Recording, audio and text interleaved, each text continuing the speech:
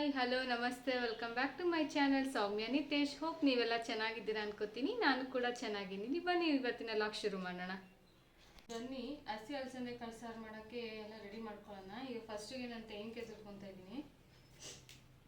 ಯಾಕೋ ಸ್ವಲ್ಪ health problem ಆಗಿದೆ ಫ್ರೆಂಡ್ಸ್, ಥ್ರೋಟ್ ಇನ್ಫೆಕ್ಷನ್ ಆಗಿದೆ, ಸ್ವಲ್ಪ ಹುಷಾರು ಬೇರೆ ಇಲ್ಲ, ಹಾಗೂ ಕೆಲಸಗಳು ಮಾಡ್ತಾ ಇದ್ದೀನಿ. ನೋಡಿ, ಈ ರೀತಿ ಕಾಯಿ ತುರ್ಕೋಬೇಕು. ಕೆಲವರು ಕಾಯಿನ ಮಿಕ್ಸಿಗೆ ಹಾಕ್ಬೇಕಾದ್ರೆ ಕಟ್ ಮಾಡಿ ಹಾಕ್ತಾರೆ. ನಾನು ಈ ಥರ ತುರ್ಕೊಂಡು ಮಿಕ್ಸಿಗೆ ಹಾಕ್ತೀನಿ, ಬೇಗ ಚೆನ್ನಾಗಿ ಸಮಿಯುತ್ತೆ ಅಂತ. ನಾನು ಮಾಡ್ತಿರೋದು ಬಂದು ಅಲಸಂದೆ ಕಾಳು ಹುಳಿ ಸಾರು ಮಾಡ್ತಾ ಇದ್ದೀನಿ, ಹಸಿ ಅಲಸಂದೆ ಕಾಳು.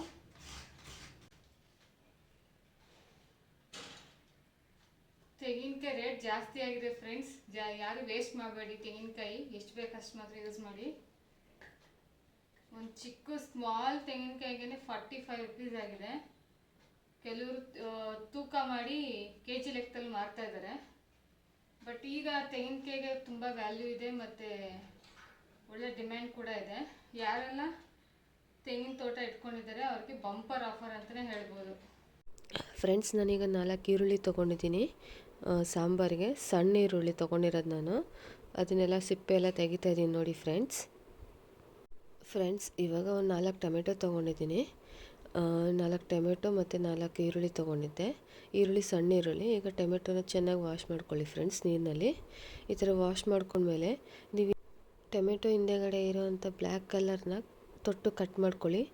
ಅದನ್ನು ಯೂಸ್ ಮಾಡೋಕ್ಕೆ ಹೋಗಬೇಡಿ. ಇದು ಟೊಮೆಟೊ ಯಾಕೋ ಸ್ವಲ್ಪ ಕೊಳ್ತಂಗೆ ಅನ್ನಿಸ್ತು, ಅದಕ್ಕೆ ಆ ಟೊಮೆಟೊ ಇಟ್ಬಿಟ್ಟು ಬೇರೆ ಟೊಮೆಟೊ ಹುಡುಕ್ತಾ ಇದ್ದೀನಿ.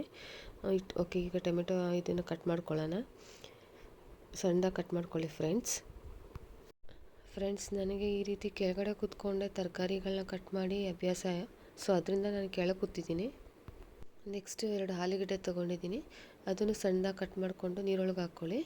ಇದಾದಮೇಲೆ 2 ಬದನೆಕಾಯಿ ತೊಗೊಂಡಿದ್ದೀನಿ, ಇದನ್ನು ಅಷ್ಟೇ ಸಣ್ಣದಾಗಿ ಕಟ್ ಮಾಡಿಕೊಂಡು ಈ 4 ಭಾಗ ಮಾಡ್ಕೊಳ್ಳಿ ಫ್ರೆಂಡ್ಸ್. ಈ ಮಿಕ್ಸಿ ಜಾರಲ್ಲಿ ನಾವು ಟೊಮೆಟೊ, ಈರುಳ್ಳಿ ಮತ್ತು ತೆಂಗಿನಕಾಯಿ ತುರಿ ಇವಾಗ ಸಾಂಬಾರು ಪುಡಿ ಹಾಕೋತಾ ಇದ್ದೀನಿ.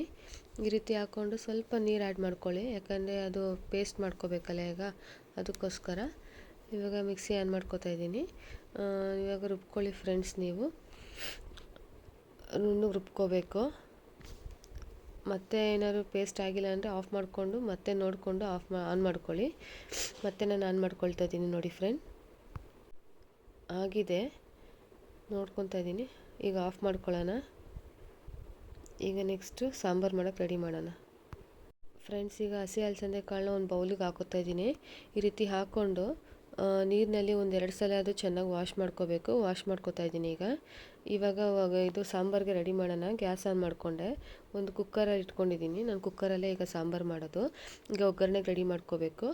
ಒಗ್ಗರಣೆಗೆ ಸ್ವಲ್ಪ ಎಣ್ಣೆ ಹಾಕ್ಕೊಳ್ಳಿ. ಎಣ್ಣೆ ಕಾದ್ಮೇಲೆ ಒಂದು ಸ್ವಲ್ಪ ಸಾಸಿವೆ ಹಾಕ್ಕೊಳ್ತಾ ಇದ್ದೀನಿ. ಈ ರೀತಿ ಹಾಕ್ಕೊಂಡು ಸ್ವಲ್ಪ ಪ್ಲೇಟ್ ಅಡ್ಡ ಇಟ್ಕೊಳ್ತೀನಿ, ಯಾಕೆ ಅಂದರೆ ಸಿಡಿಬಾರ್ದು ಒಗ್ಗರಣೆ ಹಾಕೋದು ಅಂತ. ಈಗ ಕರಿಬೇವಿನ ಸೊಪ್ಪು ಮತ್ತು ಬೆಳ್ಳುಳ್ಳಿ, ಈರುಳ್ಳಿ ಇದನ್ನು ಹಾಕ್ಕೋತೀನಿ. ಬೆಳ್ಳುಳ್ಳಿನ ಸ್ವಲ್ಪ ಜಜ್ಜಿಬಿಟ್ಟು ನೀವು ಹಾಕ್ಕೊಳ್ಳಿ, ಒಗ್ಗರಣೆಗೆ ಚೆನ್ನಾಗಿರುತ್ತೆ. ಈ ರೀತಿ ಹಾಕ್ಕೊಂಡು 1-2 ಸಲ ಫ್ರೈ ಮಾಡ್ಕೊಳ್ಳಿ ಫ್ರೆಂಡ್ಸ್. ಸಿಡಿಯುತ್ತೆ ಅಂತ ನಾನು ಆ ಥರ ಇಟ್ಕೊಂಡಿರೋದು. ಇವಾಗ ತೊಳೆದಿಟ್ಕೊಂಡಿರೋಂಥ ತರಕಾರಿ ಆಲೂಗಡ್ಡೆ ಮತ್ತು ಬದನೆಕಾಯಿನೂ ಕೂಡ ಆ್ಯಡ್ ಮಾಡ್ಕೊಳ್ತಾ ಇದ್ದೀನಿ. ಈ ರೀತಿ ಹಾಕ್ಕೊಂಡು ಇದನ್ನು 1-2 ಸಲ ಕೈ ಆಡಿಸ್ಕೊಳ್ಳಿ. ಇದಕ್ಕೆ ನಾನು ಸ್ವಲ್ಪ ಅರಿಶಿನ ಹಾಕ್ಕೊಳ್ತಾ ಇದ್ದೀನಿ, ಒಂದು ಅರ್ಧ ಸ್ಪೂನ್ ಆದರೆ ಸಾಕು ಫ್ರೆಂಡ್ಸ್. ಈ ರೀತಿ ಅರಿಶಿನ ಹಾಕೋದ್ರಿಂದ ಸಾಂಬಾರು ಸ್ವಲ್ಪ ಕಲರ್ ಬರುತ್ತೆ. ಮತ್ತು ಕಲ್ಲುಪ್ಪು ಕೂಡ ಹಾಕ್ಕೋಬೇಕು.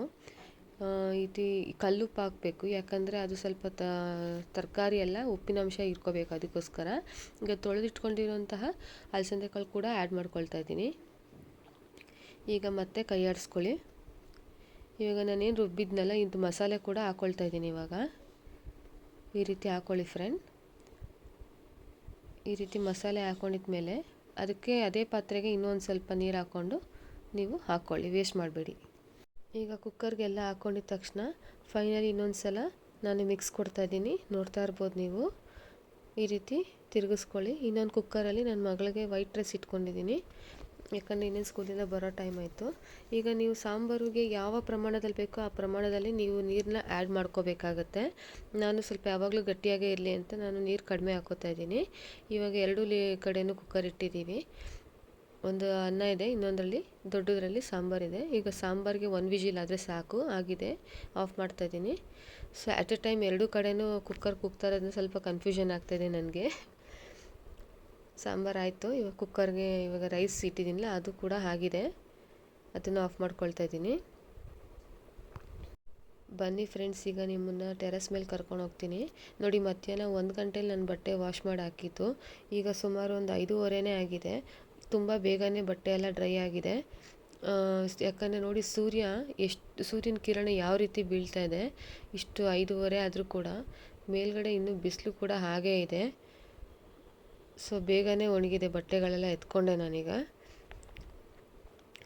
ಈಗ ಬೇಸಿಗೆ ಜಾಸ್ತಿ ಆಗಿರೋದ್ರಿಂದ ಬಿಸಿಲಿನ ತಾಪ ಕೂಡ ಜಾಸ್ತಿ ಆಗಿದೆ. ಫ್ರೆಂಡ್ಸ್, ಮಗಳು ಟ್ಯೂಷನ್ಗೆ ಹೋದ್ಲು. ಈಗ ಮನೆಯೆಲ್ಲ ಒಂದ್ಸರಿ ಗೂಡಿಸಿ, ಪಾತ್ರೆ ಇದೆ, ಸ್ವಲ್ಪ ಪಾತ್ರೆ ಎಲ್ಲ ವಾಶ್ ಮಾಡಿಬಿಟ್ಟು ಸ್ವಲ್ಪ ರೆಸ್ಟ್ ಮಾಡಬೇಕು. ನೋಡಿ, ನಮ್ಮ ಮನೆ ಎಷ್ಟು ಗಲೀಜು ಮಾಡಿಬಿಟ್ಟು ಹೋಗಿದ್ದಾಳೆ. ನೋಡಿ, ಕ್ಲೇ ತೊಗೊಂಡ್ಲು, ಅರ್ಧಂಬರ್ಧ ಆಟ ಆಡ್ಬಿಟ್ಟು ಹಾಗಾಗಿ ಇಟ್ಬಿಟ್ಟು ಹೋಗಿದ್ದಾಳೆ ನೋಡಿ. ಸೊ ಇದನ್ನೆಲ್ಲ ನಾನು ಇವಾಗ ಕ್ಲೀನ್ ಮಾಡಬೇಕು ಫ್ರೆಂಡ್ಸ್. ಬನ್ನಿ ಕ್ಲೀನ್ ಮಾಡೋಣ. ಇದೆ ಮೆಂತ್ಯ ಸೊಪ್ಪು ತೊಗೊಂಡಿದ್ದೆ. ಮೆಂತ್ಯ ಸೊಪ್ಪೆಲ್ಲ ಕ್ಲೀನ್ ಮಾಡಿ ಇಟ್ಕೊಳ್ಳೋಣ. ನಾಳೆ ಮಾರ್ನಿಂಗ್ ಬ್ರೇಕ್ಫಾಸ್ಟಿಗೆ ಮೆಂತ್ಯ ಪಲಾವ್ ಮಾಡೋಣ ಅಂತ. ಸೊಪ್ಪು ತಂದು 2 ದಿನ ಆಯಿತು. ಇವಾಗ ನೋಡಿದೆ ಫ್ರಿಜ್ಜಲ್ಲಿ ಕವರ್ ಕಟ್ಟಿಕ್ಕಿದ್ದೆಲ್ಲ ಸೊ ಫ್ರೆಶ್ ಆಗೇ ಇದೆ ನೋಡಿ. ಚೆನ್ನಾಗಿದೆ ಸೊಪ್ಪು ಫ್ರೆಂಡ್ಸ್. ಮೆಂತ್ಯ ಸೊಪ್ಪು ಯೂಸ್ ಮಾಡಿ, ತುಂಬ ಒಳ್ಳೆಯದು.